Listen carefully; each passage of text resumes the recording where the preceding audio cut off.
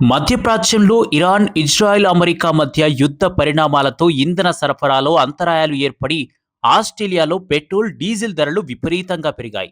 అనేక ప్రాంతాల్లో ఇంధన కొరత ఏర్పడి వ్యవసాయం, మైనింగ్ రంగాలపై ప్రభావం పడింది. ఇది దేశంలో ద్రవ్యోల్బణం పెరగడానికి కూడా కారణమవుతుంది. ఇరాన్ యుద్ధం కారణంగా పెరిగిన ఇంధన ధరల నుంచి ప్రజలకు ఉపశమనం కల్పించేందుకు ఆస్ట్రేలియాలోని 2 రాష్ట్రాలు కీలక నిర్ణయం తీసుకున్నాయి. విక్టోరియా, టస్మానియా రాష్ట్రాలు తమ ప్రజలకు ఉచిత ప్రయాణ సదుపాయాన్ని అందిస్తున్నట్టు ప్రకటించాయి. విక్టోరియా రాష్ట్రంలో మార్చి 31 నుంచి నెల రోజుల పాటు రైళ్లు, ట్రామ్లు, బస్సుల్లో ప్రయాణం పూర్తిగా ఉచితం. ఇంధన ఖర్చుల ఒత్తిడిని తగ్గించేందుకు ఈ తాత్కాలిక చర్య తీసుకున్నామని విక్టోరియా ముఖ్యమంత్రి తెలిపారు.